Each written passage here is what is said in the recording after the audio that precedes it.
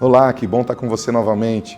Eu estou tão feliz, eu estou gostando desses vídeos, esses vídeos estão falando no meu coração e eu estou feliz de estar com você de novo. Obrigado por estar aqui com a gente nesse canal e que Deus abençoe muito a vida, a tua família, teu ministério, que você possa ser ainda mais efetivo no reino de Deus e ainda também na terra. A palavra de Deus diz que Jesus crescia diante de Deus e diante dos homens, que isso possa estar sobre a tua vida, sobre a minha vida, em nome de Jesus.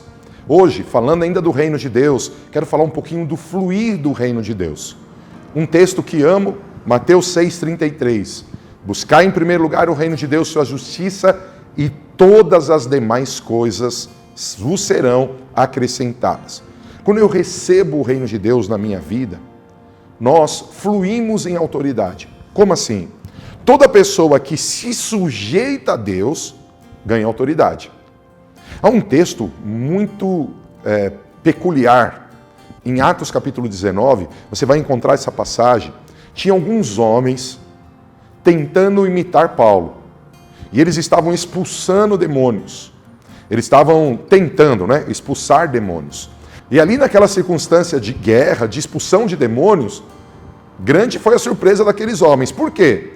Porque eles falaram assim para os demônios: demônios, sai dessa pessoa em nome de Jesus a quem Paulo prega.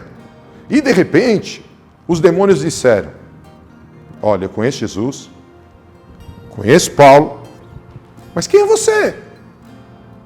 O que significa isso?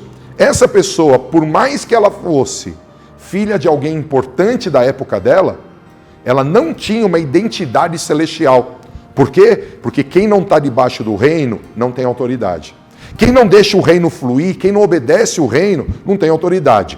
Quando eu me submeto a Deus, eu ganho autoridade. Jesus foi totalmente submisso. Eu e o Pai somos um. Jesus dizia: eu só faço o que eu vejo meu Pai fazendo. Então Jesus tinha autoridade. O apóstolo Paulo, ele saiu de uma religião que ele era um dos principais para anunciar o evangelho do reino, para curar e expulsar demônios e seguir o guiar do Espírito Santo. Esses homens disseram: sai deles, demônios, em nome de Jesus a quem Paulo prega. E os demônios disseram: eu sei quem é Jesus, sei quem é Paulo, mas eu não sei quem você é. E os demônios bateram neles, arrancaram as roupas e eles fugiram nus.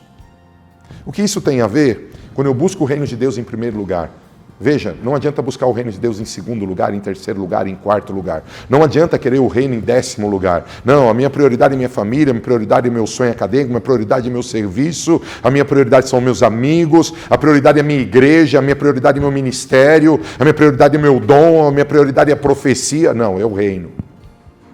É o rei, é o reino.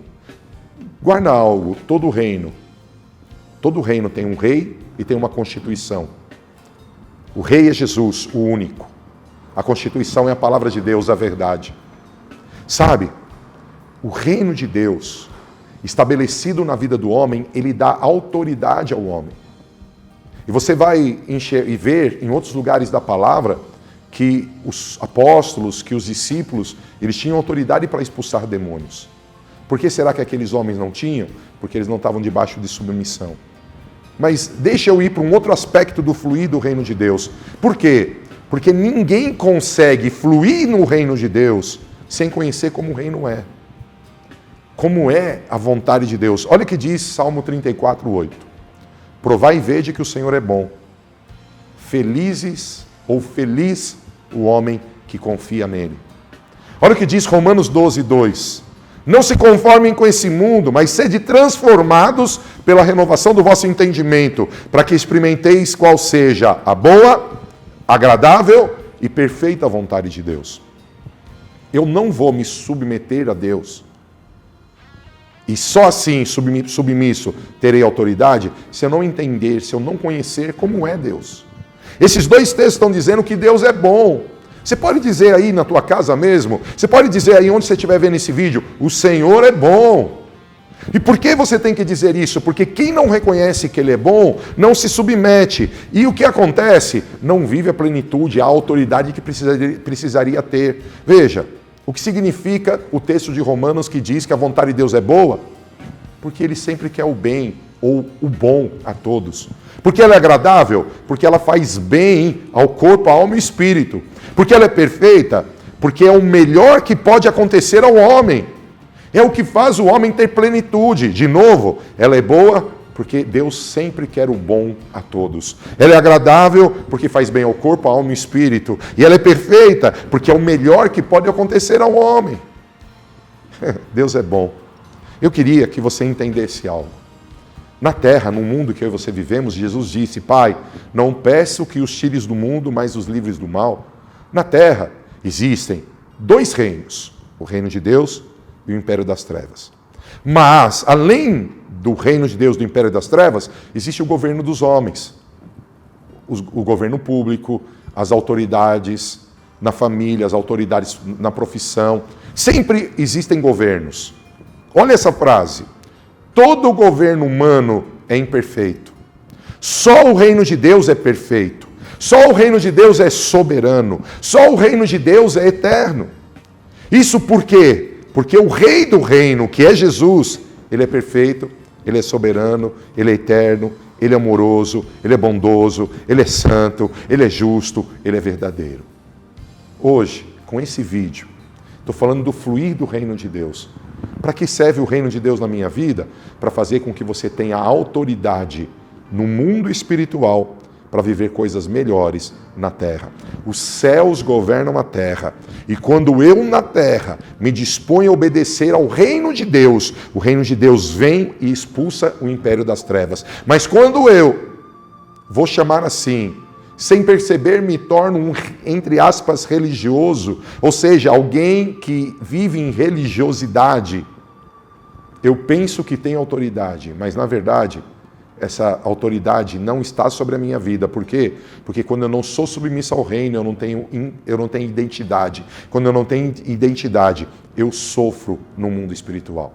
Muitos cristãos têm tido um caráter horrível. Mentira, egoísmo, arrogância. Todas essas áreas que disse do caráter são marcas de Satanás, do diabo, do pecado. E apesar de estarem no culto, de louvarem, gritarem, aplaudirem, receberem unção, essa marca está aí por quê? Porque eles não têm uma identidade espiritual. Por outro lado, há pessoas que têm excelente caráter, mas não curam, não expulsam demônios, não têm autoridade contra as circunstâncias espirituais. Eu preciso ter caráter. Eu preciso ser santo como Ele é santo. Mas, ao mesmo tempo, eu preciso me identificar com a missão de Jesus. Se eu sou um cristão e eu tenho uma identidade espiritual firmada, eu estou submisso a Deus. Se eu sou submisso a Deus, o meu caráter é transformado. Mas a minha vida é transformada e eu manifesto o poder. Toda pessoa que não manifesta poder não está fluindo na plenitude daquele que a ama. Jesus te ama e quer te dar poder. Vamos orar? Eu creio e vou repetir, todo governo humano é imperfeito.